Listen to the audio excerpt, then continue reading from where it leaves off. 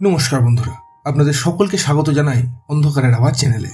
আমাদের আজকের বিশেষ নিবেদন তারানাথ তান্ত্রিকের গল্প জমিদার বাড়ির নর্তকী। আপনাদের সকলের কাছে অনুরোধ, গল্পটি সম্পূর্ণ শুনুন এবং কেমন লাগলো অবশ্যই আমাদের কমেন্টের মাধ্যমে জানান। তাহলে চলুন শুরু করা যাক তারানাথ তান্ত্রিকের গল্প জমিদার বাড়ির নর্তকী। আশ্বিনের শারদ প্রাতে বেজে উঠেছে আলোক মঞ্জির। ধরণীর বহিরাকাশে অন্তর্হিত মেঘমালা, প্রকৃতির অন্তরাকাশে জাগরিত জ্যোতির্ময়ী জগন্মাতার আগমন বার্তা, আনন্দময়ী মহামায়ার পদধ্বনি। অসীম ছন্দে বেজে উঠে রূপালোক ও রসালোক আনে নবভাব মাধুরীর সঞ্জীবন। এই সুরে সকালের ঘুমটা ভেঙেছিল। তারপর বসে বসে মহালয়া সেই সুর শুনতে শুনতে হারিয়ে যাচ্ছিলাম। খুব ভালো লাগছে। সকালে উঠেই বেশ একটা সুন্দর পরিবেশ। বৃষ্টিকাল বিকেল অবধি ছিল, আজ আর নেই। একটু একটু করে কুয়াশা পড়তে শুরু করেছে। হালকা শীতের আমেজ গায়ে লাগছে। চাদর গায়ে দিয়ে গিন্নির পাশে বসলাম। রেডিওর ভলিউম প্রায় সব বাড়ি থেকেই আসছে। ভোরবেলার এই সুন্দর সুরটা মন ভালো করে দিতে বাধ্য। মা আসছেন পরিবার নিয়ে। বাঙালির 1 বছর অপেক্ষার অবসান, তারপর এই দিন। তবে গরিব মানুষগুলোকে দেখে বড্ড মন কেমন করে। এই উৎসবে ওরা সেই একই থেকে যাবে। আলো আর নতুন পোশাকের ভিড়ে কত করুণ মুখ চোখের সামনে ভাসবে। সেই দৃশ্যগুলো মনটা কেমন করে দেয়। যদি এমন হলো মা এসেই সকলের দুঃখ দূর করে দিতেন, ঠিক অসুর নিধনের মতো করেই। তার পায়ের স্পর্শে ধরণীর মাঝে অপেক্ষা করা সকল মানুষের কারোর মধ্যে কোনো অভাব থাকতো না। মনে মনে বললাম, তাই করো মা, প্রত্যেক ঘরেই যেন আলো আসে। তোমার আলোই অভাব অনটন দূর হয়। বেশ কুয়াশা আছে। বাইরে বেরিয়ে সকালের প্রথম রোদ মাখতে বেশ ভালোই লাগছে। রেডিও শেষ হতেই সাদা কালো টিভির পর্দায় মহালয়া শুরু হয়েছে। তার গানের সুর আসছে। পাড়ার প্রত্যেক বাড়িতে টিভি নেই। যার বাড়িতে আছে তার বাড়িতে ভিড় লেগে যায়। একসাথে সকালে মিলে টিভি দেখার আনন্দটা বড্ড সুখের। চা খেতে খেতে গল্প করছি, এমন সময় এসে হাজির হলো কিশোরী। ফতুয়ার উপর একটা হালকা চাদর নিয়ে বেশ ফিটফাট হয়ে এসেছে। আমার পাশে বসতেই গিন্নি তাকে চা দিল। কিশোরী একগাল হেসে উঠে বলল, যাবে? সে মুহূর্তেই আমার মনে পড়ে এই আসার কারণ, তারানাথ তান্ত্রিকের বাড়ি।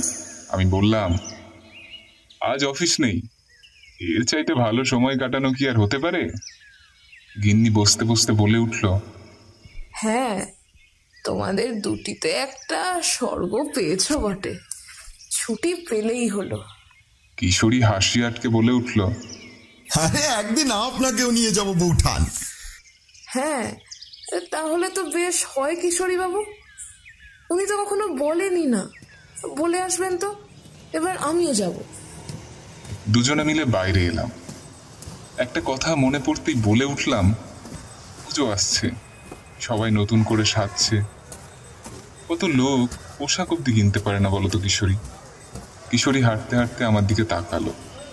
চলো এক কাজ করি, দুজনে মিলে পুজোর আগে আমাদের এলাকায় রাস্তায় থাকা লোকেদের পোশাক দেব।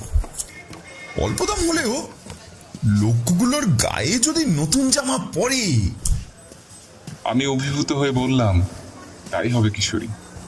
আমরা তো প্রত্যেকবারই নেই, এবার একটু না হলেও কিছু কম হবে না। তুমি ভালো বলেছ, সাথে একটা করে খাবারের প্যাকেট দিতেই পারি। হ্যাঁ হ্যাঁ হ্যাঁ হ্যাঁ বিভূতি, সেটাই করব। দেখবে নিজে একবেলা কম খাবার পর সেটা দিয়ে যখন অন্যের মুখে হাসি ফুটবে, দেখবে দেখবে দেখবে কেমন আনন্দে বুকটা ভরে উঠবে। আসলে মানুষের চাওয়া শেষ হয় না কিশোরী। আমাদের যতটুকু দরকার ততটুকু যদি ব্যবহার করি, আর বাকিটা লোকের জন্য খরচ করলে পৃথিবীটা আরো সুন্দর হতো, তাই না? কিশোরী মৃদু হাসল। যাদের অনেক টাকা আছে তাদের আরো চাই। আমাদের আমাদের প্রত্যেকের মধ্যেই সেই দৌড় আছে। আমরা আমরা সকলেই স্বার্থপর। নিজেদের নিয়েই ব্যস্ত, আর কারোর জন্য তেমন কিছু ভাবতেই পারি না। চলুন এইবার না হয় এতটুকু করি। মটলেনে দাঁড়িয়ে এই সকালে আর কি নেব ভাবছি, তারপর ভাবলাম জিলিপি নেই। বেশ গরম গরম জিলিপি হচ্ছে, গন্ধ ছড়িয়েছে, তাই নিলাম। কিশোরী নিল ঠাকুরমশাইয়ের প্রিয় পাশিংশ। কেনার পর তার বাড়ি ছুটে গেলাম। দরজা খুলে চারি একটা হাসি দিয়ে বলল, আপনারা সত্যিই ভালো লাগছে কাকাবাবু। বাবা যেন রোজ আপনাদের সাথে কাটানো সময়গুলো ভাবতে ভাবতে কোথায় হারিয়ে যান। তাই নাকি? কিশোরী প্রশ্ন করতেই মৃদু হাসলো চারি। হ্যাঁ, ভেতরে যান। তারাতান্ত্রিক ঘরে ছিলেন। আমরা যেতেই সে বৈঠকখানায় এসে আমরা প্রণাম করে বসতেই উনি হাসলেন। তোমাদের বড্ড মনে পড়ছিল বই কি। কিশোরী ওনার হাতে পাশিংশয়ের প্যাকেট ধরিয়ে দিয়ে কিছু বলতে যেতেই ঘরে ঢুকলো চারি। জিলিপি দিয়ে মুড়ি রেখে বললে, এগুলো পরে খাবেন, চা নিয়ে আসি আগে। খেতে খেতে একটু এদিক সেদিক গল্প হলো। বলা বাহুল্য, এর ভেতরে কিশোরীর সাথে ওনার একটু আধটু তর্ক হয়েছিল বই কি। আমি আজ আর কি করব, সেগুলো বসে শুনতে লাগলাম। না, জিলিপির স্বাদ ভালো, কারণ ঠাকুরমশাই নিজেই বলেছেন। একটা ঘুঘু কোন গাছের ডালে যেন ডাকছিল। দুপুরটা এক অদ্ভুত নীরবতা নিয়ে গড়ে উঠেছে যেন। এই ঘুঘু ডাকার সময়টা কেমন একটা নীরবতা গ্রাস করে চারিদিকটা। বাড়িগুলো থেকে দু একটা কথাবার্তা ভেসে আসছে। চারি একবার এসে দরজার সামনে দাঁড়িয়ে দেখে গেল। আমি ঠাকুরমশাইয়ের দিকে তাকিয়ে বললাম, হবে নাকি আজ একটা গল্প? পরিবেশটা কেমন ভূতের গল্প করছে। বেশ জমে যায় কিন্তু একটা গল্প বললে। কিশোরীও সায় দিল। হ্যাঁ ঠাকুর মশাই, আরে দিনটা গল্প শোনার জন্যই এমন ভাবে তৈরি হয়েছে। উনি একটা পাশিংশ ধরিয়ে ধোঁয়া চাড়তে শুরু করলেন। চারিদিকে এবার ক্রমশ নীরব হতে থাকলো। আমরা চুপচাপ তার মুখের দিকে তাকিয়ে আছি, কখন উনি গল্প শুরু করবেন। দূরে কোথায় যেন ঢাক বাজছে। এটাই তো ঢাক বাজার সময় এসেছে। একটু পরেই বলতে শুরু করলেন, পথে পথে তখন ঘুরছি আমি, কোথায় থেকে কোথায় তার কোনো হদিশ নেই। মধুসুন্দরী দেবী আমার থেকে বিদায় নেবার পর আমার মনের অবস্থা কেমন হয়েছিল সেটা তো তোমরা জানো। তো এই ঘটনাও সেই একই সূত্রে গাঁথা।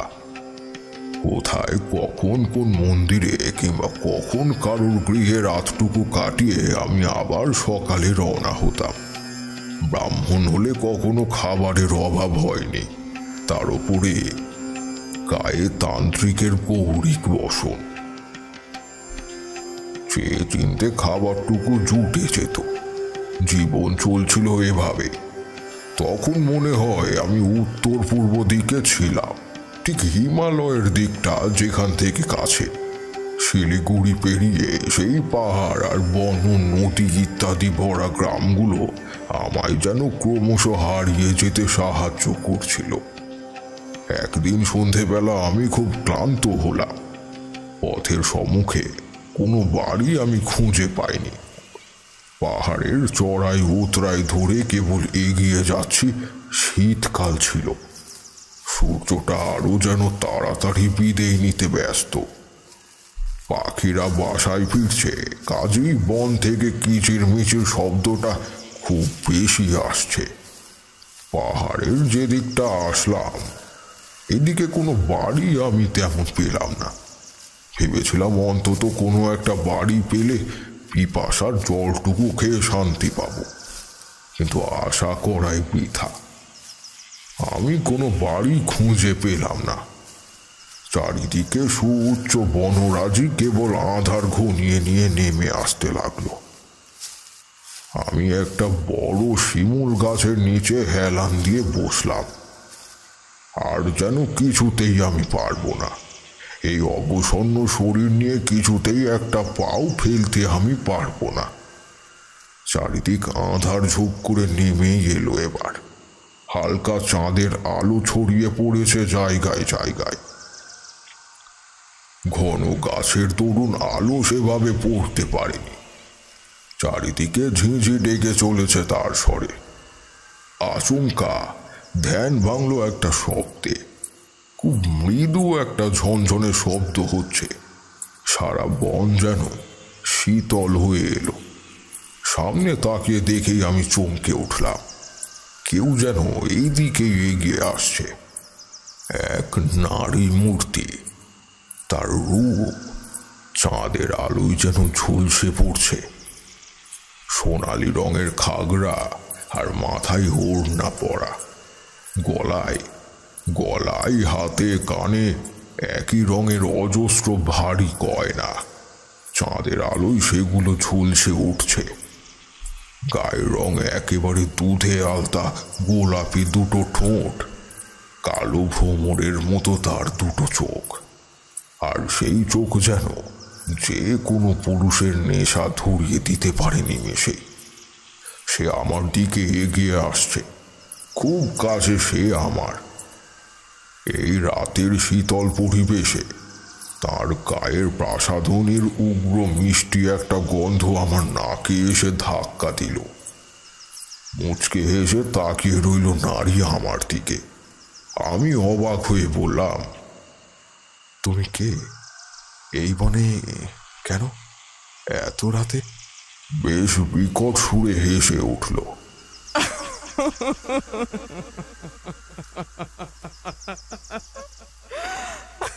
সারা বন সেই হাসিতে ফেটে পড়ল। আমি অবাক হয়ে তাকিয়ে রয়েছি ওর দিকে। এমন সময় মনে হলো একটা পচা গলা গন্ধ আমার নাকে আসছে। মানুষ বা অন্য কোনো প্রাণী পচে গেলে ঠিক যেমন গন্ধ হয়, বমি আসার জোগাড় হলো। আমি বসেই তার দিকে তাকিয়ে বলে উঠলাম, তুমি কিছু গন্ধ পাচ্ছ? ছি, কি দুর্গন্ধ! সে হাসল।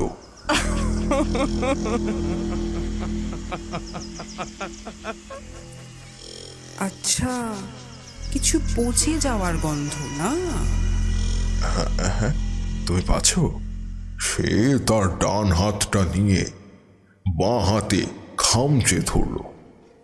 মুহূর্তে টেনে তুলল কিছু মাংস। আমার গা শিউরে উঠল। তাকিয়ে দেখি ফ্যাকাশে আর গলে যাওয়া মাংসপিণ্ড তার হাতের খাবলায় উঠে এসেছে। সে তখন হাসছে।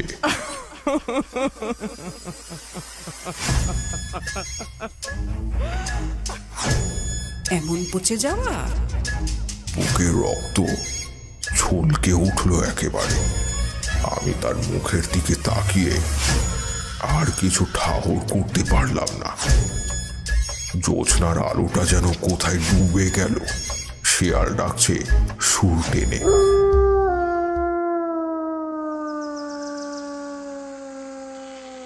এই যে শুনছেন, এই যে মশাই। সব কিছু অমনি কেমন গুলিয়ে গেল। সেই মেয়েটা, তার হাসি আর তার দুর্গন্ধ কোথায় যেন পাককে উবে যেতে লাগলো। চোখ মেলে দেখি চারদিক জোনাকির মেলা। আমার মুখের ওপর ঝুঁকে আছেন একটা মধ্যবয়স্ক লোক। তার হাতে হ্যারিকেনের আলোয় জায়গাটা একটু পরিষ্কার লাগছে। দেখলাম লোকটার পরনে ঘিয়ে রঙের ফতুয়া আর পাজামা। গলায় সোনার হারটা বেরিয়ে ঝুলছে শূন্যে। মাথায় টাক আছে। ঠোঁটের ওপর মোটা করে রাখা গোঁফ। গায়ের রং বোঝা গেল ফর্সা বেশ।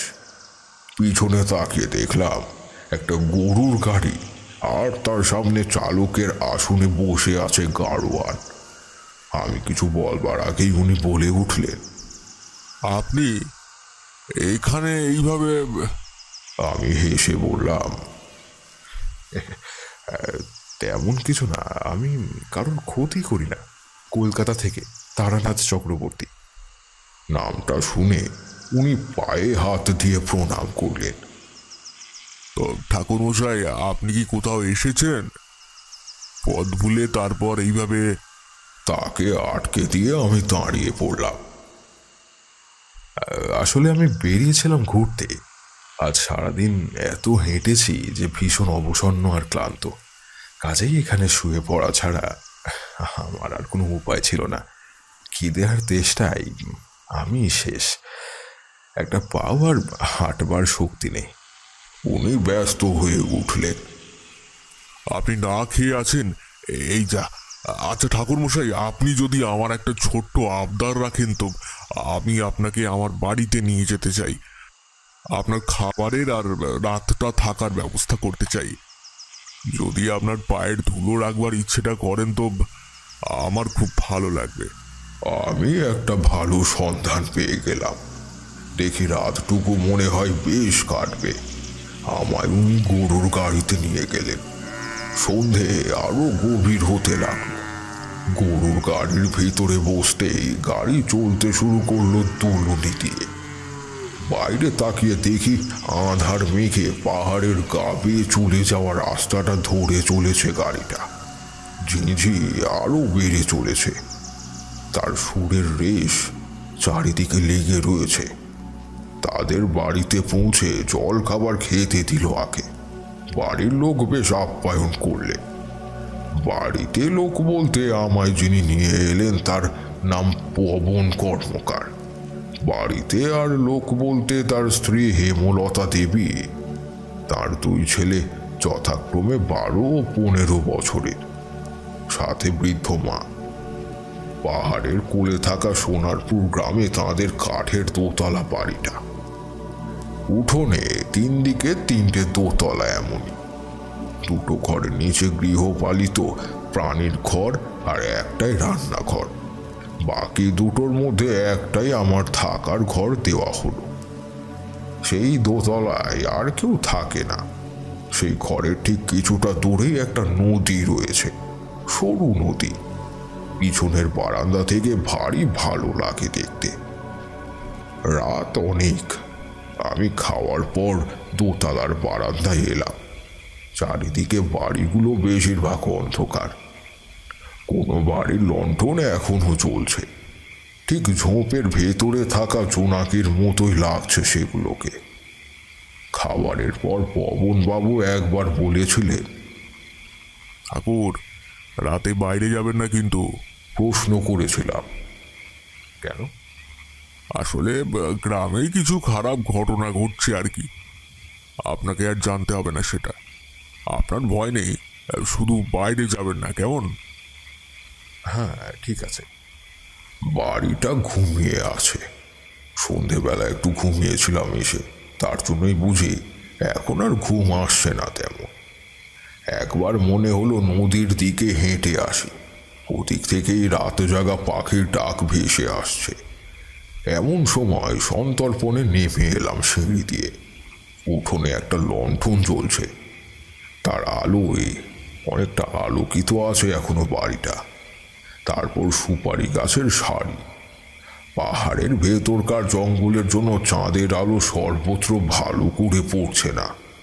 বাগানের চারিদিক জোনাকি চলছে। কোথাও একটা পেঁচা অশুভভাবে ডেকে চলেছে। চারিদিকে বুনো ফুলের গন্ধ। রাস্তায় এসে দাঁড়িয়েছি। গায়ে বেশ বাতাস লাগছে। একটু বাড়ির ভিতরের দিকে এলাম। সুপারি গাছগুলোর নিচে কুয়াশা পড়েছে বেশ। এমন সময় মনে হলো কেউ যেন আসছে এদিকে। নূপুর বাজছে, তবে ভালো করে খেয়াল করলাম এটা নূপুর না ঘুঙুরের আওয়াজ, সাথে তার গয়না আর চুড়ির শব্দ। আর তখনই আরো বেশি অবাক হবার কারণ বাকি ছিল, কারণ পরের দৃশ্য ছিল আরো চমকে দেবার মতোই। আমি দেখলাম তখনকার সেই মেয়েটা যাকে আমি ঘুমের ঘুরে দেখেছিলাম, সেই নারী মূর্তি যার রূপ চাঁদের আলোয় যেন ঝলসে পড়ছে। সোনালি রঙের খাগড়া আর মাথায় ওড়না পরা, গলায় হাতে কানে একই রঙের অজস্র ভারী গয়না। চাঁদের আলোয় সেগুলো ঝলকে উঠছে। গায়ের রং একেবারে দুধে আলতা। গোলাপি 2টো ঠোঁট, কালো ভ্রমরের মতো তার 2 চোখ, আর সেই চোখ যেন যে কোনো পুরুষের নেশা ধরিয়ে দিতে পারে নিমেষে।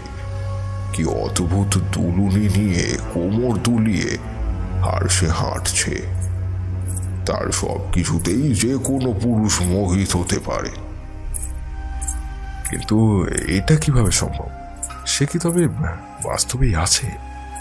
আর আমি বা কেন তখন তাকে স্বপ্নে দেখেছি? অচেনা অজানা একজনকে স্বপ্নে দেখা তো কোনো কারণ ছিল না। তাও যার অস্তিত্ব আছে পৃথিবীতে, এও কি কখনো সম্ভব? কাঁদে না বাবা, কাঁদে না, কাঁদে না বাবা। তার গলার এই কথাটা শুনে বাস্তবে ফিরে এলাম। চাঁদের আলোয় দেখলাম তার ডান হাত, অর্থাৎ যেদিকটা আমার দিকে, সেই হাতেই ধরা একটা বাচ্চার হাত। অন্তত 3-4 বছর হবে বাচ্চাটার। ছেলে না মেয়ে সেটা ওই রাতে স্পষ্ট নয়। ছোট চুল আর একটা কি রঙিন পোশাক পরা। সে কেঁদে উঠেছিল খুব মিহি সুরে। আর এবার সেই কান্নাটা আরো বেড়ে গেল। বাঁদিকে যে খাদ, সেখানে ধ্বনিত হয়ে চারিদিকে কান্নার শব্দ ভেসে বেড়াতে লাগলো। অথচ কি অদ্ভুত, এই কান্নায় পাড়ার কারোর ঘুম ভাঙছে না। সে বাচ্চাটা কোলে নিল, তারপর মুহূর্তের ভেতর কোন দিকে যেন হারিয়ে গেল সামনের রাস্তা ধরে। আমি এগিয়ে গেলাম কিছুটা, কিন্তু কোনো রকম কোনো কাউকে দেখতে পেলাম না। আনমনে হাঁটছি। চাঁদের আলোয় সবকিছুই কেমন অন্যরকম মোহনীয় লাগছে। রাত কত হলো জানা নেই। পাড়া আরো নিঝুম হতে লাগলো। মেয়েটা কোথায় গেল? তার বাচ্চা কাঁদলো, সে কোলে নিল, আর অমনি কোন দিকে গেল? দৌড়ে তো যায়নি, আর গেলেও শব্দ হতো। সে তবে কোথায়? দূরে সুর করে শেয়ালও ডাকছে, ঝিঁঝি আরো বেশি করে চিল্লাচ্ছে যেন এখন। না, কোথাও গেছে। এখন কোথায় তার বাড়ি হবে? হয়তো তাড়াতাড়ি করে বাড়ি ঢুকে গিয়েছে। ফেরা ভালো। আর ঠিক এমন সময় আরো সেই বাচ্চার কান্নার শব্দ পেলাম। সামনের দিকে তাকিয়ে দেখি মেয়েটা হেঁটে চলেছে আগের মতোই, ওর হাতে ধরা বাচ্চা। চাঁদের আলোয় গাছের ছায়া পড়েছে পথে, তাই কি দেখতে পাইনি তাকে? সে এত রাতে বা কোথায় চলেছে? আমি তাকে অনুসরণ করব ভাবলাম, আর খুব ধীর পায়ে তাকে অনুসরণ করতে থাকলাম। অনেকটা যাবার পর পাহাড়ের একদিকে বাঁক নিল পথ, তার একদিকে গভীর খাদ। আচমকা দেখি মেয়েটার হাত থেকে বাচ্চাটা পড়ে গেল খাদে। বাচ্চাটা তার স্বরে কেঁদে উঠল। খাদের মাঝে সেই কান্না ধ্বনিত হতে থাকলো। অন্ধকারে কিছুই দেখা যায় না, শুধু সেই মেয়ের গায়ের অলংকার আর পোশাকে জ্যোৎস্না লেগে ঠিকরে পড়ছে। আমি কি বলবো কি করব কিছুই বুঝে উঠতে পারি না। বাচ্চার কান্না থেমে গেল। আমি সামনে তাকিয়ে দেখি মেয়েটা আরো এগিয়ে চলেছে। এই ঘটনা তাকে শুধু একটা মুহূর্ত আটকে দেখেছে মাত্র, আর কিছুই নয়। এইসব গয়না যেন তাকে কোনো পীড়া দেয় না। আচ্ছা, সেটা কি তবে ওর সন্তান না? নাই হবে, কারণ নিজের হলে কখনো এইভাবে চলে যেতে পারতো না। এবার সে এগিয়ে যেতে লাগলো হনহন করে। আমি কিছুতেই তাকে ধরতে পারছি না। একটা জায়গায় গভীর নদী, তার উপর কাঠের সেতু। একটু দাঁড়িয়ে নিচের দিকে তাকালো। ঝর্ণার জল আছড়ে পড়ছে পাথরে। ও আরো চলতে শুরু করলো। আমি অবসন্ন, কিন্তু সে অবসন্ন না। এবার সামনে মনে হলো পাহাড়ের ওপর একটা দুর্গ, চারিদিকে আলোকিত হয়ে আছে। কোনো ধনী ব্যক্তির বাড়ি কি এটা? সামনের সিংহদুয়ারে মনে হলো দুজন প্রহরী দাঁড়িয়ে রয়েছে। রাস্তার থেকে বেশ উঁচু হওয়াতে বাড়িটা রাস্তা থেকে স্পষ্ট। গাছের ডালপালা ঠেকে রাখতে পারেনি। মেয়েটি এক দৃষ্টে তাকিয়ে রইল, তারপর চলতে শুরু করলো। সিঁড়ি করে পথ উঠে গিয়েছে ওপরে। আমি দাঁড়িয়ে রইলাম। মেয়েটা কি এ বাড়ির কেউ? তাহলে আমার আর এগুলো ঠিক হবে না। মেয়েটা হয়তো ওর বাড়িতে ফিরছে। পবনবাবুর বাড়িতেই না হয় শুনে নেব মেয়েটা আসলে কে। এত সাজগোজ করে দেখা যায়, আবার সন্তান খাদে পড়ে মারা গেল, তাও কিছুই হলো না। নিজের মনে এগিয়ে গেল, যেন ওর কিছুই হয়নি।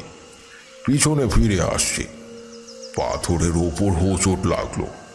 পড়তে গিয়েও নিজেকে সামলে নিলাম।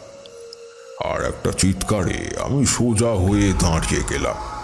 মনে হলো কোনো বয়স্ক ব্যক্তি চিৎকার করে উঠল ওই বড় বাড়িটা থেকে। আবারও চারিদিক নিস্তব্ধ, ঝিঁঝিও থেমে গিয়েছে বলে মনে হলো। আর পর মুহূর্তেই বাড়িটা জেগে উঠল। প্রহরী দুজন ছুটে গেল, সাথে মনে হলো সারা বাড়িটা গম গম করছে চিৎকারে। কি হলো? কারোর কিছু হলো নাকি? আশেপাশ থেকেও লোকজন ছুটে এলো। আমিও তাদের সাথে ভিতরের দিকে গেলাম। ভিড়ের মাঝে একটা লোককে রক্তাক্ত হয়ে চোখ উল্টে পড়ে থাকতে দেখলাম। মধ্যবয়স্ক, ফতুয়া পরা, কাঁধে গামছা, মাথার চুল রক্তে মাখামাখি। মাথায় আঘাত করা হয়েছে বলেই মনে হলো। সেই রক্ত মেঝেতে আলপনা এঁকে দিয়েছে। সকলের কথায় মনে হলো বাড়ির কাজের লোক এটা। আর আশ্চর্য, সেই মেয়েটা কোথায় আর দেখতে পেলাম না। পরদিন সকালে ঘুম থেকে উঠে দেখি বেলা অনেকটা। চারিদিক পাখির ডাক আর গৃহপালিত প্রাণের হাঁক ডাক। মাথাটা কেমন ভার হয়ে আছে। উঠতে দেখি পবনবাবু চিন্তিত হয়ে দাঁড়িয়ে আছেন উঠোনে। আমায় দেখে এগিয়ে এলেন। চলুন, হাত মুখ ধুয়ে খেয়ে নেবেন। চা জল খাবার খাওয়ার সময়ই কথাটা শুনলাম। পবনবাবু চিন্তিতভাবে বললেন, কাল রাতেও একটা মৃত্যু হলো। আমি না জানার ভান করে বললাম, কে মারা গেলেন? ওই তো জমিদার বাড়ির কাজের লোক। বিভৎস মৃত্যু। কিভাবে? কেউ জানতে পারলে তো হয়েই যেত। কম তান্ত্রিক কবিরাজ এলো, কিন্তু কেউই কিছু করতে পারলো না, বুঝলেন। খুব খারাপ মৃত্যু। দুদিন আগেই রাখাল বাড়ুর যে মারা গেলেন একইভাবে। এমনকি জমিদার বাবুর চতুর্থ ছেলেও একইভাবে মারা গেলেন। এতগুলো মৃত্যু, কোন কারণ কেউ জানে না। আরো অনেক মৃত্যু, তাই আপনাকে সাবধানে থাকতে বলেছিলাম। একটা কথা, এই গ্রামে ঢোকার মুখে আমি একটা কেমন অনুভব করেছিলাম। আর এটাও বুঝতে পারছিলাম এই কারণেই হয়তো ভাগ্য আমায় এই গ্রামে এনে ফেলেছে এবার। আমি বললাম, আপনি আমায় জমিদার বাড়ি নিয়ে যাবেন? আমার দরকার আছে। অবাক হলেন পবনবাবু। কেন? আসলে ওই বাড়িতে যেতেই মানুষ ভয় পাচ্ছে আজকাল। আর আপনি ওই বাড়িতেই যাবেন? হ্যাঁ, যাব। লোকজনগুলোকে মরতে দেওয়া উচিত না। দেখি আমি কিছু করতে পারি কিনা। খাওয়ার পর উঠোনের বাইরে এলাম। দেখলাম বাচ্চারা খেলছে। দাঁড়িয়ে ওদের খেলা দেখতে লাগলাম। বুঝলাম ওরা কোনো একটা জটিল ব্যাপার নিয়ে খেলছে। একটা ছোট্ট ছেলে, যাদের প্রধান, সে এবার বলছিল, মীরা, তুই কান্না কর, আর হরি, গোলু আর পিকু, তোরা নীরার হাত থেকে পিলিকে নিয়ে ফেলে দিবি। বিভা, তুইও এমনি ঢং করে কান্না করবি। ওদের খেলা জমে গেল। কান্নার রোল তখন চারিদিকে ছড়িয়ে পড়েছে। আচমকা এই দৃশ্যের সাথে একটা দৃশ্যের মিল পেলাম। কাল রাতে ওই মেয়েটা যখন হেঁটে যাচ্ছিল, ওর হাত থেকে বাচ্চাটা পড়ে গেল খাদে। এরকম না হলেও কিছুটা মিল আছে এই দৃশ্যের সাথে। আমি ওদের কাছে গেলাম। তারপর জিজ্ঞাসা করলাম, এটা কি সত্যিকারের কোনো ঘটনা তোমরা যেটা খেলছো? বাচ্চা একটাও দাঁড়ালো না, ছুটে এদিক ওদিক পালিয়ে গেল। পবনবাবু তখনও আসেনি। বাড়ির ভেতরে কোনো একটা কাজে রয়েছে, যেটা করে তারপর আসবেন। তাই আমি রাস্তায় গিয়ে দাঁড়ালাম। সামনে পাহাড়ের অতীব সুন্দর দৃশ্য। ডান দিক থেকে গরুর গাড়ির শব্দ আসছে। তাকিয়ে দেখলাম খুব দ্রুত একটা গরুর গাড়ি পথ দিয়ে এগিয়ে চলেছে। আমায় পেরিয়ে যাওয়ার সময় ভেতর থেকে কেউ যেন চিৎকার করে গাড়িটা দাঁড় করিয়ে দিলেন। একজন পৌরা ব্যক্তির স্বর বলেই মনে হলো, যে বলে চলেছেন, গাড়ি থামাও রবি, গাড়ি থামাও। আমি তাকিয়ে আছি সেদিকে। একটু পরেই গাড়ি থেকে নেমে এলেন এক বয়স্ক লোক। হ্যাঁ, কাল জমিদার বাড়িতে দেখেছি, উনি কিন্তু আমায় এত ভিড়ের মাঝে দেখতে পাননি। আমি বুঝতে পারছি না উনি কেন আমার দিকে এগিয়ে আসছেন। উনি তো জমিদার এই গ্রামে। কাল তাকে দেখে আর বাকিদের তাকে করা সম্বোধন এটাই পরিষ্কার করে যে উনি জমিদার। গরুর গাড়ির গাড়োয়ান নেমে এলো গাড়ি থেকে। কর্তামশাই, কি হলো? নেমে গেলেন যেন গাড়ি থেকে? উনি তার দিকে তাকিয়ে হাসলেন। না না না, আর যাওয়ার দরকার নেই। আমি পেয়ে গেছি, যাকে খুঁজছিলাম তাকে পেয়ে গেছি রবি। আমি অবাক হয়ে তাকিয়ে আছি ওনার দিকে। উনি আমায় খুঁজছেন কেন? আমি তো তার কোনো চেনা পরিজন নই, আর উনি আমায় চেনেনও না। তবে ততক্ষণে উনি আমার সামনে এসে হাজির। উনি সামনে দাঁড়িয়ে হাসি মুখে আমার দিকে তাকিয়ে রইলেন কিছুক্ষণ। আমি অবাক হয়ে বললাম, আপনি আপনি কে? উনি হাসলেন। আমি এই গ্রামের জমিদার বীর নারায়ণ। আপনি কি একটু ফাঁকা আছেন? আমি ভ্রু কুঁচকে বললাম, হ্যাঁ, কিন্তু কেন? কোনো দরকার আছে কি আমার সাথে? উনি ফের হাসলেন। হ্যাঁ, অনেক বড় একটা দরকার আছে। আপনাকে এখনই আমার সাথে যেতে হবে আমার বাড়ি। উঠে আসুন আমার গরুর গাড়িতে, আপনার সাথে অনেক কথা বলার আছে। আপনি আসুন আসুন, কোনো সমস্যা হবে না। এমন সময় পবন বাবু এলেন। আমাদের দেখে তার দিকে এগোলেন। আরে আপনি? উনি হাসলেন। এই যে এনাকে পেয়ে একটু দাঁড়িয়ে গেলাম। একটু ভয় পেলেন পবন বাবু, তারপর আমার দিকে একবার দেখে নিয়ে তাকে বললেন, কেন, কিছু হয়েছে কর্তামশাই? উনি আমার বাড়ির অতিথি। না না না না, তেমন কিছু নয়। ওই আগে জানলে আমি আগেই আসতাম তোমার বাড়িতে। আমি যে ওনাকে খুঁজছিলাম আসলে। যাকে যাকে আমি ওনাকে নিয়ে চললাম। পবন বাবু এবার যেন আন্দাজ করলেন খারাপ কিছু নয়, তাই মৃদু হেসে বললেন, উনি তো আপনার বাড়ির সমস্যার কথা শুনে আপনার বাড়ির দিকেই যাচ্ছিলেন। মুখটা উজ্জ্বল হলো লোকটার। যাক, তাহলে তাহলে আমি আসি পাবো না। এই খুব জরুরি দরকার, বুঝলে, খুব জরুরি। গরুর গাড়ি নিয়ে চললো তার বাড়ির দিকে। যাওয়ার পথে সেই খাদের দিকে একটু হেলে তাকিয়ে দেখলাম, কাল রাতে ঠিক যেইখানে সেই বাচ্চাটা পড়ে যেতে দেখেছিলাম। কই, আজ কিছুই তেমন দেখলাম না। যা দেখে মনে হয় কাল এমন কিছু ঘটেছে, বরং পাহাড়ের খাদ যেমন নিশ্চুপ আর নীরব থাকে তেমনই রয়েছে। বাড়ির ভেতরে ঢুকতেই কাল রাতের দৃশ্যটা যেন আবার আমার চোখের সামনে ভেসে উঠল। জ্যোৎস্নার আলোতে সেই নারী এগিয়ে চলেছে। আকাশ ভীষণ কালো, ঠিক যেন কোনো ডাইনির কালো চুল ছড়িয়ে চারদিক হুঙ্কার দিয়ে রণক্ষেত্র আসার মতোই ঝাঁপিয়ে পড়ছে বাতাস। একটু পরেই বাড়ির ভিতর থেকে সেই আর্ত চিৎকার। সবকিছু থেমে গেল। কি হলো? আসুন। বীরনারায়ণ বাবুর কথাই হুঁশ ফিরল আমার। তারপর তাকে অনুসরণ করতে লাগলাম। ভিতরে গিয়ে বসিয়ে উনি সবাইকে ডাকলেন, আর মুহূর্ত পরেই আমার সামনে একটার পর একটা খাবার এসে হাজির হলো। কয়েক রকম মিষ্টি, সন্দেশ, নিমকি, কচুরি। বাড়িতে কাল রাতের মৃত্যুর জন্য এখনো চাঞ্চল্যকর পরিবেশ আছে ঠিকই, তবে আমার আপ্যায়নে সেগুলো কোনো বিঘ্ন ঘটালো না। উনি পাশে বসলেন। আপনি খেয়ে নিন, তারপর আমি আপনার সাথে কথা বলছি। বলেই ওপরের দিকে গেলেন।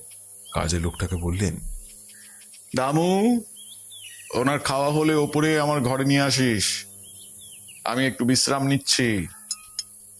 বাড়ির বউরা আর গিন্নিমা খুব আদর করে খাওয়াতে লাগলেন, যাতে কোনো ভুল ত্রুটি না হয় সেদিকে খেয়াল আছে সকলের।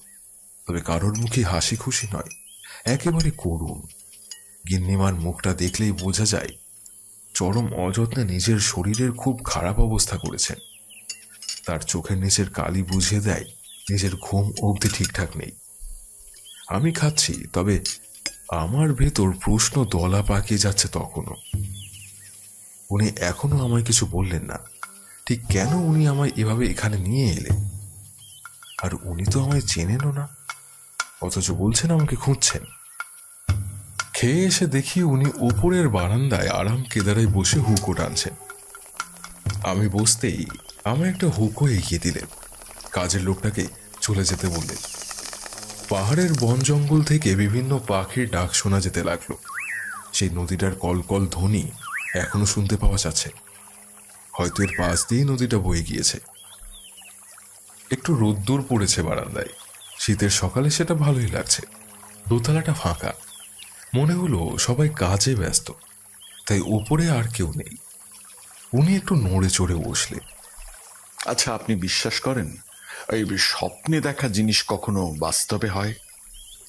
আমি অবাক হয়ে বললাম, বিশ্বাস করার মতো কিছু নেই, আর না করার মতো কিছু নেই। কাকতালীয় হতে পারে, আবার কখনো কারণবশত। এটা নিয়ে কাজেই আমার কোনো মন্তব্য নেই। কখনো এমন হয় কারোর যে ঘটে যাওয়া ঘটনাটা আগেই স্বপ্নে দেখেছে, আবার কখনো এমন হয় স্বপ্নে দেখা জিনিসটা উল্টে বাস্তব হলো। উনি আমার দিকে তাকিয়ে আছেন, হুকো দুটি জায়গা মতো রেখে, চেয়ারের হাতলে কুনুই ঠেকিয়ে আঙুলে থুতনি রেখে চিন্তান্বিত হয়ে বসলেন। আমার মধ্যে কি কোনো অদ্ভুত শক্তি আছে? কেন বলুন তো? আমার মনেই হচ্ছে। আর পবন বললে না আপনি আমার বাড়ি থেকে আসছিলেন, আপনি কোনো না কোনো কারণে তো আসছিলেন। আমি মৃদু হাসলাম। আপনার কি মনে হয় আমি ঠিক কিসের কারণে আসতে পারি? উনি হাত দুটো কোলের ওপর রাখলেন, তারপর বললেন, আপনি আমাদের সবটাই তো জেনেছেন শুনলাম, হতে পারে সাহায্য করতে। আপনি যখন আপনার গাড়ি দাঁড় করিয়েছিলেন তখন আমি আপনার কাছে নিতান্তই অচেনা একজন লোক ছিলাম। আপনি জানতেন না আমি আপনার বাড়িতে আসছিলাম। উনি আমায় অবাক করে দিয়ে আবার বললেন, যদি বলি মায়ের নির্দেশ। চারিদিক প্রচন্ড নীরব, শুধু ঝিঁঝিগুলো ডাকছে তখন। উনি আমার দিকে সেভাবেই তাকিয়ে আছেন, আমি ওনার উত্তরের অপেক্ষা করছি। উনি ফের হাসলেন। কদিন থেকেই বাড়ির মাকে, অর্থাৎ আমাদের বাড়ির যে রক্ষাকালীর মন্দির আছে, সেই মন্দিরে মা রক্ষাকালীর কথা বলছিলাম। ওনার পুজো খুব কঠোরভাবে করছিলাম। চারিদিকে যে মৃত্যুর তাণ্ডবের সূচনা হয়েছে, সেই তাণ্ডব থেকে মুক্তি চেয়ে। এদিকে এতজন এলেন সমাধান করার জন্য, কিন্তু কোনোভাবে কোনো সমাধান হলো না। সেই মা রক্ষাকালীর মন্দিরে আমি কদিন থেকেই পড়েছিলাম এক নাগাড়ে। এদিকে আমার চতুর্থ ছেলে দ্বিজ মারা যাওয়ার পর বাড়িটা আরো কেমন খা খা করছে। গিন্নি এক নাগারে প্রলাপ বকে গেছেন কদিন, কিছুই ঠিক নেই। কারোর খাওয়া ঘুম কিচ্ছু ঠিক নেই। অনেক রাতে জেগে মায়ের সাধনা করতে লাগলাম। রাতের দিকে মন্দির আরো কেমন যেন মায়াময় হয়ে ওঠে। গ্রাম অদ্ভুত নীরব। মৃত্যুর তাণ্ডব মানুষকে শান্ত করে দিয়েছে। কেউ ভালো নেই, ভয় আর আতঙ্ক। কত লোক মারা যাচ্ছে, কত নারী বিধবা হচ্ছে, কত মায়ের কোল খালি হয়ে যাচ্ছে, সন্তান পিতৃহারা হচ্ছে। প্রদীপের আলোতে মায়ের দিকে এক দৃষ্টে তাকিয়ে একটার পর একটা মন্ত্র পড়ে গেছি কদিন। মনে হতো যেন মা আছেন, আমার কাছেই আছেন। মা গো, উপায় করো কিছু মা, তুমি তো জগতের মা, তুমি পথ দেখাও মা, পথ দেখাও। তারপর একদিন অজ্ঞান হয়ে পড়ে গেলাম। হাতের ধাক্কা লেগে প্রদীপটা অব্দি পড়ে যেতে দেখলাম। চোখ বুজে এলো, চারিদিক অন্ধকার, কেউ কোথাও নেই। চোখ বুজে যাওয়ার আগে শুধু ঝড়ের গর্জন শুনতে পেলাম। একটু পরেই চমকে উঠলাম একটা কারণে। তাকিয়ে দেখলাম অন্ধকারের মাঝে যেন হাজার আলো জ্বলছে। সেই আলোর সম্মুখে দাঁড়িয়ে কেউ, এলোকেশ নিয়ে দাঁড়িয়ে, ধূপ দ্বীপের গন্ধে জায়গাটা মেতে আছে। চারিদিকে বেলপাতা লাল সমাহার। মন্দিরের ঘণ্টাগুলো বাতাস লেগে তাণ্ডব করতে শুরু করেছে, যেন ঢং ঢং করে সেগুলো বেজেই চলেছে। আমি ভালো করে দেখতে না পেলেও বুঝতে পারলাম এই যে আর কেউ না, স্বয়ং মা, যাকে এতদিন শুধু মূর্তি রূপে পুজো করে এসেছি, আজ সেই মা আমার সামনে, আমার চোখের সামনে। আমার মাথায় মনে হলো হাত রাখলেন। কি শান্তি, পরম শীতল এক স্পর্শ, সারা শরীর থেকে যেন ক্লান্তি মুছে গেল। আর কোনো কষ্ট নেই, সব নিঃশেষ এই ছোঁয়ায়। বাবা, বাবা আপনি এখানে? বাবা, বাবা। সমবেত কণ্ঠেও শুনতে পেলাম তখনই। আধার ভেদ করে আমার সন্তানের আমার কাছে এলো, তারপর ধরাধরি করে বাড়ি নিয়ে গেল। মায়ের থেকে আমার আর কিছুই শোনা হলো না। আর কি করা, সেদিন খুব শীঘ্রই ঘুমিয়ে পড়েছিলাম বিছানায় গা এলিয়ে দেওয়ার পর। পরদিন পুজো শেষ করে অনেক রাতে ঘরে এলাম। চোখ বুঝলাম, কি শান্তি না লাগলো। জ্যোৎস্নায় চারিদিক ছেয়ে আছে, মৃদুমন্দ শীতল বাতাস ঢুকছিল খোলা জানলা দিয়ে। আচমকা মনে হলো সেই আলোয় কেউ দাঁড়িয়ে। আমি স্পষ্ট দেখলাম সেই রূপ, এলোকেশী, মুখটা তেমন বোঝা যায় না। আমি পায়ে পড়লাম, মা, মা গো, কেউ কি পারো না উদ্ধার করতে মা? তখনই একটা মুখ দেখলাম, সেই মুখের সাথে আপনার মিল আছে। কথাটি শেষ করে বীর নারায়ণ বাবু মৃদু হাসলেন। আমি অবাক হয়ে বললাম, আমার মুখের সাথে মিল আছে? হ্যাঁ, সেদিন ঘুম থেকে উঠে সবটাকে স্বপ্ন ভাবলাম, কিন্তু পর পর কদিন সেই একই মুখ দেখলাম। এও শুনতে পেলাম যে উদ্ধারকর্তা ঠিক আসবেন। আমি আজ থাকতে না পেরে সমস্ত তান্ত্রিক খুঁজতে বেরিয়েছিলাম আর কি। মনে হলো আমি দেখি তো কোথায় কাকে পাই। কিন্তু সত্যি ভাবিনি আপনার সাথে আমার দেখা হবে। বিশ্বাস করুন, সবটা সত্যি। আমি না হলে কখনো ভাবতে পারিনি আপনি আমার সামনে সত্যিই কখনো আসবেন। স্বপ্নের সাথে বাস্তবের কখনো মিল হয়? আমি সবটা বিশ্বাস করলাম, কারণ সত্যি কথা আর মিথ্যে কথা বলার মধ্যে কথকের মুখের ভঙ্গি আলাদা থাকে।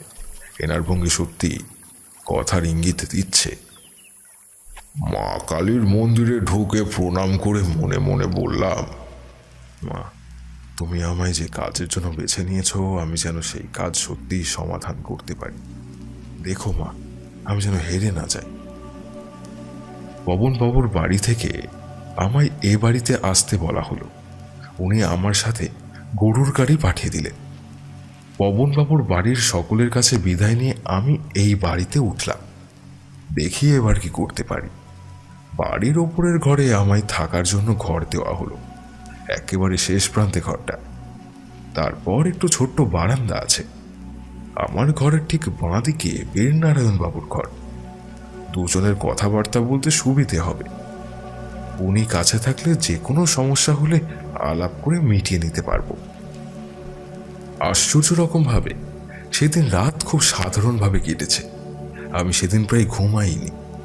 গ্রামে কিন্তু রটে গিয়েছে আমি এই বাড়িতে আছি, আর আমি সবার সমস্যা সমাধান করতে এসেছি। এটার দরুন লোকগুলো যেন সাহস পেয়েছে।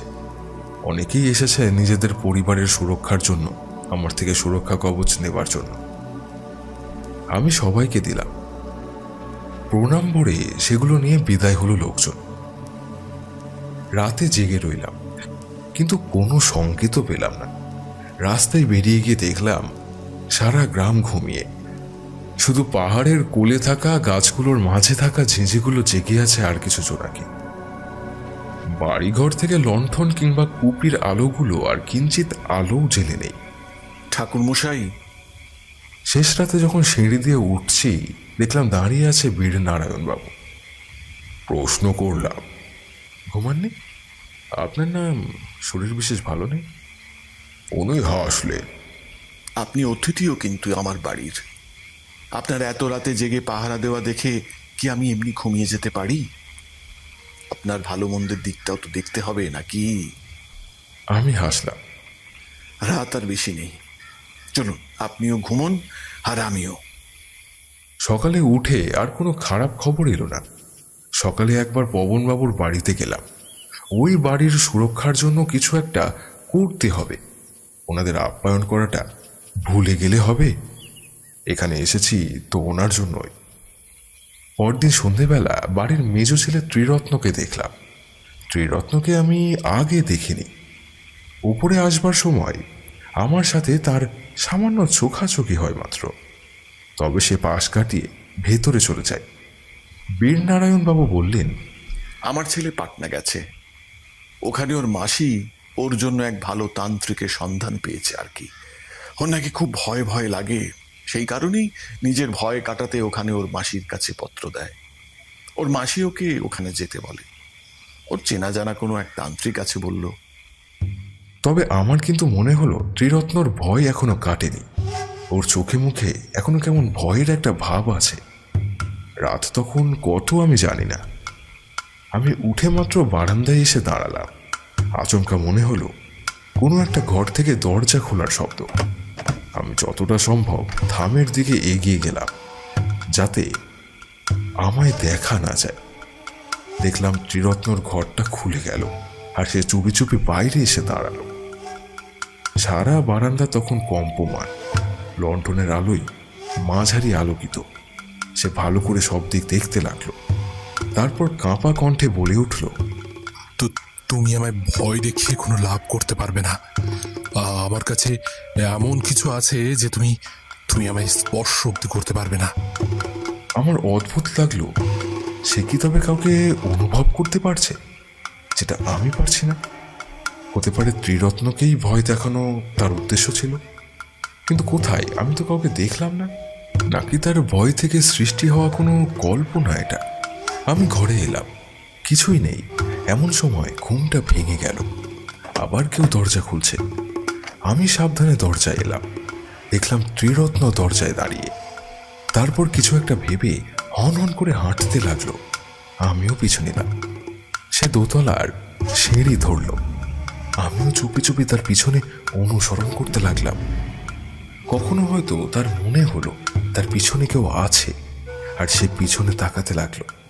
আমিও ঠিক তখন খুব সাবধানে লুকিয়ে যেতে লাগলাম সিঁড়ির গ্রিলের দিকে। মনে হলো এ বাড়ির 3 তলা বন্ধ রয়েছে, তাই কেউ যায় না সেদিকে। আমি কাউকে যেতেও দেখিনি। আজ ত্রিরত্ন সেই 3 তলায় উঠছে। সামনের দরজাতে ঝুলানো তালা খুলল আগে। এদিকে অন্ধকার বেশ, তবে জ্যোৎস্নার জন্য চিনতে একটু অসুবিধে হচ্ছে। এই যা, সে দরজা খুলে 3 তলায় প্রবেশ করল। ঠিক আমিও তাই করলাম। জ্যোৎস্না একটু বেশিই পড়েছে 3 তলা জুড়ে। আমি খুব সাবধানে চলার শব্দ না করে এগিয়ে যেতে লাগলাম। শেষ প্রান্তের দিকে একটা ঘরের সামনে এসে দাঁড়িয়ে গেল ত্রিরত্ন। তারপর গম্ভীর কণ্ঠে বলে উঠল, নে, আমি আজ তোর সামনে এসেছি। আর কোনো ভয় যে আমার লাগে না সেটাই কেবল তোকে দেখানোর জন্য।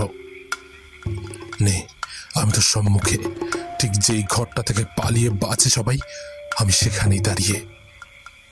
ভীষণ অবাক লাগছে তো, কার সাথে কথা বলছে সে? ত্রিরত্ন কি পাগল হলো নাকি? এদিকে তো কেউ থাকে না, তাহলে সে কার সাথে বকবক করছে? কেউ নেই তো এখানে। আমি এগিয়ে যাব ভাবলাম, কিন্তু যদি মুখোমুখি হয়ে যায় তার? দাঁড়িয়ে রইলাম তার পরের পদক্ষেপ দেখব বলে। সে এবারে ভেতরে ঢুকে গেল আর কিঞ্চিত পরেই হাসি হেসে বেরিয়ে যেতে লাগলো।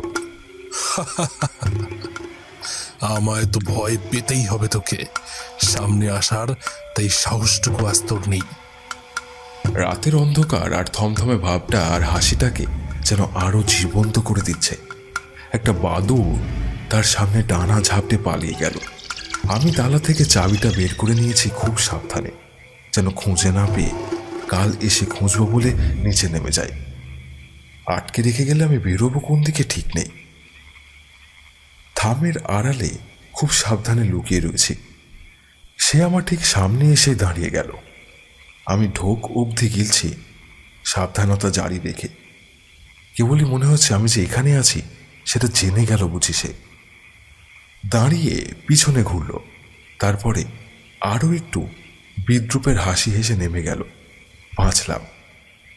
তালার কাছে গিয়ে চাবি খুঁজতেই লাগলো। হাতড়ে হাতড়ে সিঁড়িতে দেখতে লাগলো, কিন্তু যখন দেখলো কোথাও নেই তখন শূন্য একটা লাথি মেরে দিল। ধুর, কোথায় রাখলাম কি জানে। যাক, কাল সকালে এসে নিয়ে যাব। সে সিঁড়ি দিয়ে নেমে গেল। আমি নিঃশ্বাস ছেড়ে উঠে দাঁড়ালাম। সিঁড়িতে এখনো তার পায়ের শব্দ পাচ্ছে। পিছনে সিঁড়ির দিকে তাকিয়ে এগিয়ে যেতেই আচমকা চমকে উঠলাম। সামনে রাখা একটা পিতলের পুরনো পাত্র আমার গায়ে লেগে শব্দ করে পড়ে গেল মেঝেতে। রাত নিঝুমের সাথে সেই শব্দটা ছড়িয়ে গেল খুব বেশি করে। তখনই মনে হলো সে দাঁড়িয়ে গিয়েছে, আর মুহূর্তেই ও পড়ে আসতে লাগলো। আমি আর কিছু না বুঝতে পেরে পাশের ঘরটাতে ঢুকে গেলাম। ওখানে কোনো তালা দেওয়া ছিল না। দরজার কিঞ্চিত ফাঁক দিয়ে জোছনার ক্ষুদ্র কিছু অংশ এসে পড়ছে মেঝেতে। তবে আমি না দেখতে পেলেও অনুভব করতে পারছি আমার সারা শরীরে মাকড়সার জাল আটকে রয়েছে। সেগুলো গায়ে যেন সুরসুরি দিচ্ছে। সাথে সারা ঘর থেকে বালির গন্ধটা খুব বাজেভাবে নাকে ধাক্কা দিচ্ছে। নিঃশ্বাস অবধি নিতে এই ঘরে কেমন একটা লাগছে। কেবলই মনে হতে লাগলো আমার নিঃশ্বাসের শব্দে সে বুঝে ফেলতে পারে এখানে যে আমি আছি। সে উপরে এলো। আমি দরজার ভেতর থেকে তার প্রত্যেক পায়ের পদধ্বনি শুনতে পেলাম। সেই ঘরে মনে হলো আবারও গেল। আর কিছু বুঝতে পারলাম না তেমন। ঘরের ভেতরে আমার দম আটকে আসতে লাগলো। এত ধুলো আর মাকড়সার জালের ভেতর যেন আমি আটকে গিয়েছি। এমন সময় মনে হলো বাইরের মেঘ গর্জন করে উঠল। বৃষ্টি শুরু হবে নাকি? হ্যাঁ, খুব জোরে বাতাসের দাপট অনুভব করলাম। বেরিয়ে দেখি চলে গিয়েছে সে। আমার এবার ইচ্ছে হলো ওই ঘরের ভিতরে গিয়ে দেখতে কি আছে ওখানে, কার সাথে কথা বলছিল ত্রিরত্ন। ঘরের দরজাটা একটু স্পর্শ করতেই আলগোছে খুলে গেল। ত্রিরত্ন যে কিছুই দেখতে পায়নি সেটা তার কথাতেই বোঝা গেছিল। কিন্তু আমি একটা জিনিস দেখতে পেলাম। ভেতরে আলোর রোশনাই, বেশ বিশাল বহুল একটা ঘর। বাকি ঘরে তো ধুলো আর মাকড়ের জালে ভর্তি, কিন্তু এটা একেবারে আলাদা। রজনীগন্ধা আর গোলাপ দিয়ে সাজানো ঘরটা থেকে ম ম করে সুগন্ধ বেরোচ্ছে। চারিদিকে বসে আছে জমিদার বাড়ির লোকেরা। একটা মনে হলো ত্রিরত্ন নিজেই। তার চোখে নেশা, আর সেই নেশা তোর চোখে তাকিয়ে আছে নৃত্যরত বাইজির দিকে, যে ঘুঙুরের শব্দ তুলে দুলে দুলে নাচছে সুর তুলে। কখনো এদিকে কখনো সেদিকে ঘুরে নাচছে। নিচে বাদক দলের বাদ্যযন্ত্রের সাথে তার গলার মিষ্টি সুর ভেসে বেড়াচ্ছে। গোলাপ নেবে তুমি? কাটা কেন নয়? রূপসীর অভিমানে কেন গো তোমার ভয়? চারিদিকে গান, নাচ, হাততালি আর ফুলের গন্ধের সাথে সুরা পান করার গন্ধ। কিন্তু ত্রিরত্ন তো চলে গেল। এখানে এলো কি করে? সে তো হুঙ্কার করতে এসেছিল। আর যদি এখানে এমন একটা আসর বসে তবে দরজা আটকানো কেন ছিল? ঠিক সেই মুহূর্তেই কেউ আমার কাঁধে হাত রাখতেই আমি চমকে উঠলাম। পিছনে তখন ঝড় বৃষ্টির শব্দ শুনতে পাচ্ছি। আপনি এখানে এলেন কি করে? প্রশ্ন করলেন বীর নারায়ণ বাবু। আমি তার সামনে এসে বললাম, দেখুন ভেতরে। উনি দেখে বললেন, কি অন্ধকারে কি দেখব? আমি এগিয়ে গেলাম। কোথায়? কিছুই তো নেই। বাইরে বাজ পড়ল, তার আলো এসে পড়ল ভেতরে। তাকে দেখলাম সবগুলো ঘরের মতো এই ঘরেও ধুলো আর মাকড়ের আস্তরণ। চমকে উঠে বললাম, আপনার ছেলে ত্রিরত্ন কোথায়? ওরা ঘরে ঘুমোচ্ছে। চলুন চলুন, এই জায়গাটা না একদম ভালো নয়। কিন্তু একটা কথা, আপনি এখানে আসার চাবি পেলেন কোথায়? আমি চলে আসার আগে কৌতূহল নিয়ে আর একবার পিছনে তাকালাম। ঝড় আর বৃষ্টির শব্দ বাদে কোনো গানের সুর কানে এলো না। আরো বেশ অন্ধকার লাগছে এখন। সবকিছু কি শুধু ক্ষণিকের ছিল? এই ঘরটার মধ্যে এমন কি আছে? ত্রিরত্ন কেন দেখতে পেল না কিছু? নিচে এসে বললাম। একটা শব্দ পেয়ে এদিকে এলাম। সিঁড়ি দিয়ে এসে দেখলাম দরজা খোলা, আর সেজন্যই উঠে গেছি। তাই বলি, না হলে তো ওই ঘরটা আটকে দিয়েছে ত্রিরত্ন, কেউ যাতে কখনো না যেতে পারে। আজ কি খুললো? হয়তো সেই খুলে আটকাতে ভুলে গিয়েছে, কিন্তু আটকানো থাকে কেন? অনেক ঘটনা আছে ওই ঘরের। কাল বলি, আজ বৃষ্টি বেড়েই চলেছে, ঘুমন একটু, জেগেই তো কাটিয়ে দিচ্ছেন আপনি। ঘুম থেকে উঠে শুনি গ্রামের দিকে আরো আতঙ্ক ছড়িয়েছে। ভোরবেলা পুকুর ঘাটে একজন মহিলা বৃষ্টির মাঝে বাসন মেজে আনতে গিয়েছিল। দেখেছিল একটা মেয়ে দামি শাড়ি অলংকার পরে দাঁড়িয়ে আছে তার ছোট্ট সন্তানের হাত ধরে। মহিলা আমার কাছে এসেছে।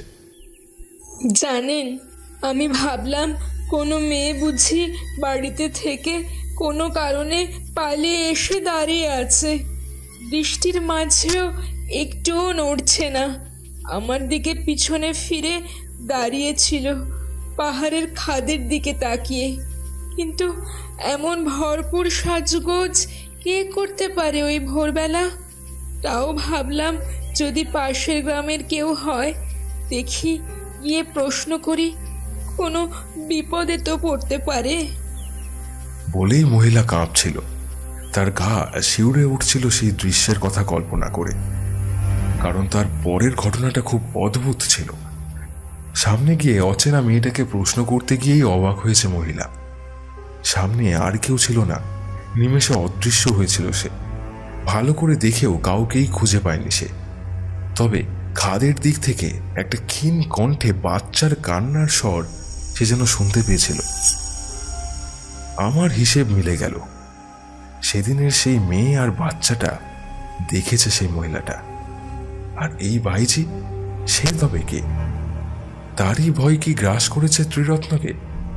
নইলে এত রাতে সেই ঘরেই বা কেন যাবে সে? ওই ঘরটাই বা আটকানো কেন? শুধু ঘরটা নাকি একেবারে গোটা 3 তলা বন্ধ? এই মুহূর্তে এতগুলো প্রশ্ন আমার মাথার মধ্যে ঘুরছে, যার সুরাহা আমায় শীঘ্রই করতে হবে। নইলে গ্রামে আতঙ্ক আরো বেড়ে যেতে পারে, আরো মৃত্যু বেড়ে যেতে পারে। পরদিন সকালে উঠে দেখা হলো বীরনারায়ণ বাবুর সঙ্গে। দেখে মনে হলো উনি যেন আমারই অপেক্ষা করছেন। সামনে এসে বললেন, চা জল খাবার খান, কথা আছে। বেশ। খাওয়া শেষ করে ওনার কাছে গেলাম। পাহাড়ের যে সরু নদীটা, তার পাড়ে পাথরের উপর বসলাম।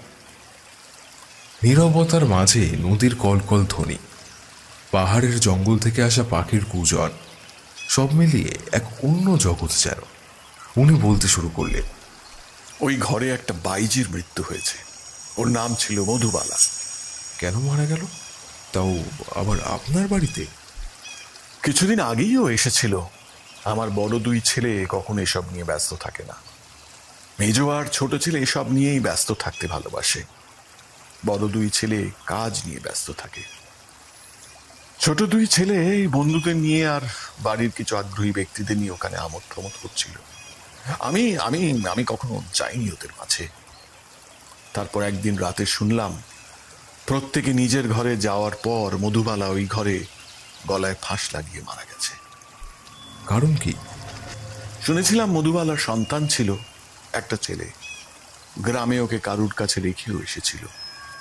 এটা যেহেতু ওর পেশা, ছেলেটার কলেরা হয়ে মৃত্যু হয়।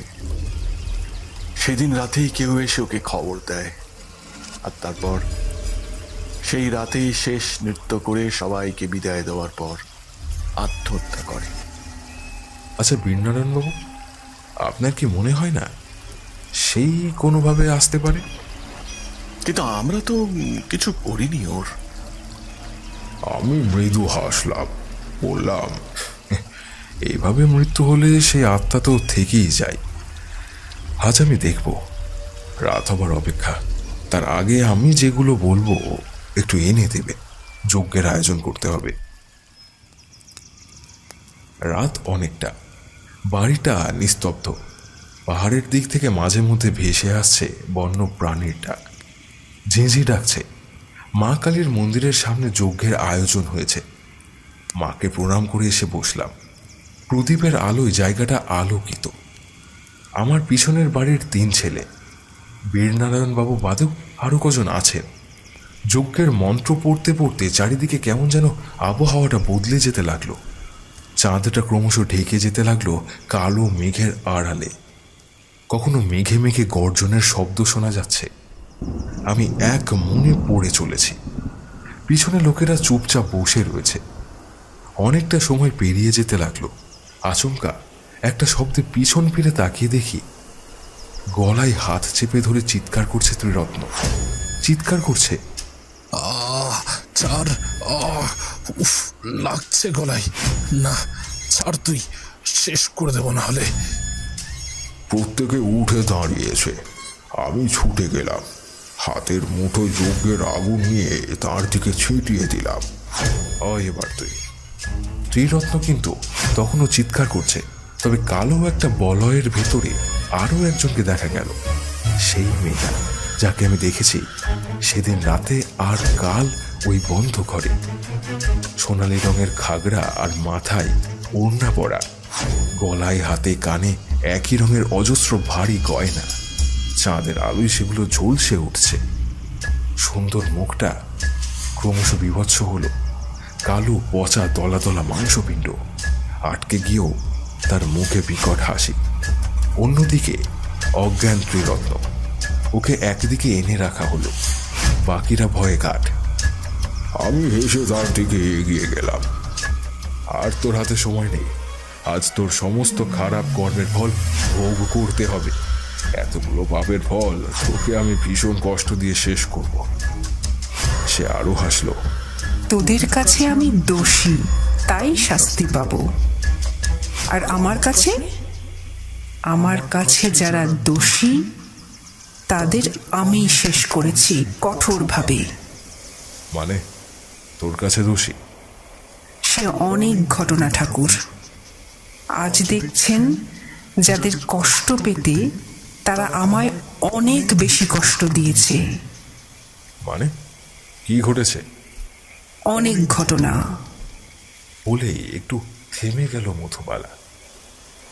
চারিদিকের আধার আরো ঘনিয়ে এসেছে যেন। বাতাসের গতি আরো বেড়েছে। কেঁপে চলেছে প্রদীপের আলো। আরো বলতে শুরু করলো, আমি বাইজি, কিন্তু বেশ্যা নই। আমায় ছোঁয়া কারোর পক্ষে সম্ভব ছিল না। আমার স্বামীর মৃত্যুর পর আর কারোর হইনি আমি। একমাত্র ছেলেকে নিয়ে পাহাড়ের কোলে মধুবন গ্রামে থাকতাম। কি চেয়েছি আমি? শুধু সন্তানকে নিয়ে একটা সাধারণ জীবন। অথচ কেউ সেটাই আমাকে করতে দিতে চায়নি। শুধু অন্যায় আবদার নিয়ে এসেছিল সবাই। আরো গভীরে যেন হারিয়ে গেল মধুবালা। একদিন ওর দল নিয়ে এসে পৌঁছালো এই বাড়িতে। অনেক বড় বাড়ি, অনেক টাকা হবে। বাচ্চাটাকে বাড়িতে নিজের মায়ের কাছে রেখে এলো। 3 তলার ঘরগুলো এসবের জন্যই ব্যবহার হতো। ওর জন্য একটা ঘর, ওর দলের জন্য একটা ঘর, আর বাকি বড় ঘরটায় আসর বসত। রোজ গাইতো গাইতো নাচতো। ঘুঙুরের শব্দে মেতে উঠত 3 তলা।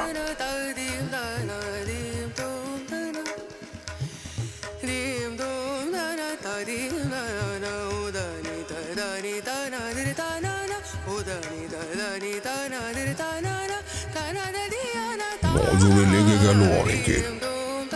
বাড়ির যেই 2 সন্তান এইসবের মধ্যমণি, সেই ত্রিরত্ন আর তেজ ওকে পাবার জন্য যেন মরিয়া হয়ে উঠল। মধুবালা ভেবেছিল বাকিদের যেভাবে সরিয়ে দিতে পারে মৃদু হেসে, এদেরও ঠিক সেইভাবেই পারবে, কিন্তু পারল না। দুজনেই একদিন তার ঘরে গিয়ে দাঁড় দিল। তুমি এইভাবে অগ্রাহ্য করতে পারো না। তেজবালার পরেই ত্রিরত্ন বলে উঠল, কি চাই তোমার? সব দেব, সব। আতকে উঠেছিল মধুবালা। আমি চাই না এসব। আমার সন্তানের কাছে এক ভালো মা হয়ে থাকতে চাই, যাতে কখনো কেউ তাকে বলতে না পারে যে তার মা খারাপ কাজ করে। আমার সন্তান আমার কাছে সব, কাজেই এই সব আমি কখনো ভাবতেই পারি না। আপনারা আমায় ক্ষমা করে দেবেন। সেদিন দুই ভাইয়ের চলে যাওয়া দেখে ভেবেছিল হয়তো তারাও মেনে নিয়েছে, কিন্তু মধুবালা বুঝতেই পারেনি পরদিন তার জন্য অপেক্ষা করছে এক ভয়ানক খবর। সেদিনও গাইছিল গানটা। নাচের শেষে ঘরে এলো, এমনি আবার দুই ভাই এসে হাজির। তখন আয়নার সামনে এসে গয়নাগুলো খুলছিল। দ্বিজ এসে ওর কাঁধে হাত রাখলো। সজোরে উঠে দাঁড়ালো মধুবালা। ক্ষমা করবেন। শ্রীরত্ন হেসে উঠল। যেই সন্তানের জন্য তুই আমাদের হতে চাস না, সেই সন্তান যদি আর না থাকে তো? চমকে উঠল মধুবালা। কি কি? তখনই কাজের লোকটাকে ডাকলো শ্রীরত্ন। বলতো কি দেখলি আজ? সেই কাজের লোকটাকে সেদিন মেরেছিল মধুবালা। সেদিন তারানাথ স্বয়ং দেখেছিলেন। প্রথম দিন এসে রাতে মধুবালাকে দেখে তার পিছু এসেছিল, আর এই বাড়ির ভেতরে থেকে আর্তচিৎকার শুনেছিল। ভেতরে এসে দেখেছিল বিভৎস মৃত্যু। সেই কাজের লোকটাই সেদিন এসেছিল। সে হেসে বলেছিল, দাদা বাবু, আপনি খাদে ফেলে দিলেন বাচ্চাটা। আর ওই বুড়িটা এগিয়ে এলে তাকেও, হ্যাঁ, সব শেষ, সব শেষ। দুটো চিৎকার বেরিয়ে আসছিল খাদ থেকে। কথাটা শোনার পর মধুবালা ছুটে বেরিয়ে যেতে চায়। বাইরে অঝোরে বৃষ্টি হচ্ছে। ওকে টেনে আনে দুই ভাই মিলে। তোকে পেতে আমরা এই সব করলাম, আর তুই কিনা চলে যাবি? এখন তো কোনো বাচ্চা নেই, তাহলে আমাদের হতে কি সমস্যা তোর? সেদিন কাজের লোকটাও টেনে ধরেছিল ওকে। শুধু তাই না, দুই ভাইয়ের সাথে মধুবালার শরীর ভোগ করেছিল। তারপর গ্রামের যারা ছিল তারাও ক্লান্ত অবসন্ন মধুবালার শরীরটাকে একে একে ভোগ করেছিল। মধুবালা চিৎকার করতে উঠতে পারেনি। মুখ বেঁধে রেখেছিল কাপড়ে। রাতে লণ্ঠনের আলোয় শুধু ওর চোখের কোণ বেয়ে জলের ধারা নেমে এসেছিল। অস্ফুট কণ্ঠে বলেছিল, প্রত্যেকের একদিন শেষ হবে, এই আমার অভিশাপ। সকলেই চুপচাপ। আজ সবটা শোনার পর বড় দুই ভাই আর বীর নারায়ণ বাবুর মুখটা গ্লানিতে ভরে গেল, কারণ তারা কখনো অন্যায়কে প্রশ্রয় দেয়নি।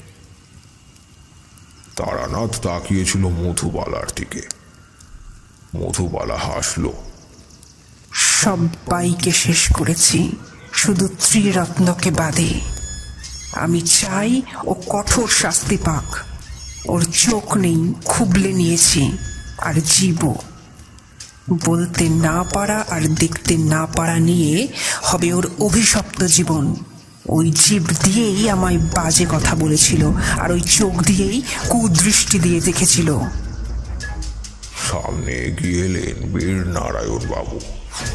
আজ আমি বাবা হিসেবে নয়, বিচারক হিসেবে বলছি। আমার ছেলে হোক বা আর বাকিরা, প্রত্যেকে উপযুক্ত শাস্তি পেয়েছে। এবার আমি তোমাদের তিনজনের অস্থি গঙ্গায় দিয়ে শান্তি কামনা করব। মধুবালা, পারলে পারলে আমায় ক্ষমা করে দিও। তোমায় আমি বাঁচাতে পারিনি। আমি আর মধুবালা তার দিকে অবাক হয়ে তাকিয়ে রইলাম। তারপর মধুবালা সজল চোখে তার দিকে তাকিয়ে ধীরে ধীরে বাতাসে মিলিয়ে যেতে লাগলো। পরদিন সমস্ত ব্যবস্থা করতে লাগলেন বীর নারায়ণ বাবু। তাদের তিনজনের শরীর খুঁজে তাদের দাহ করার কাজটাও উনিই নিয়েছিলেন। অন্তত তিনটে নির্দোষ আত্মা মুক্তি পাক। আমি আর কিশোরী তাকিয়ে আছি তখনও এক দৃষ্টি ঠাকুরমশাইয়ের দিকে। গল্পটা যে শেষ হয়েছে সেদিকে খেয়ালই নেই। চারির ডাকে হুঁশ ফিরল। গল্প শেষ হলে বলবেন, আমি খিচুড়ি বেড়ে দেব। আজ আপনাদের জন্য খিচুড়ি হয়েছে। সত্যি খিচুড়ির দারুণ গন্ধটা এবার নাকে এসে ঢুক।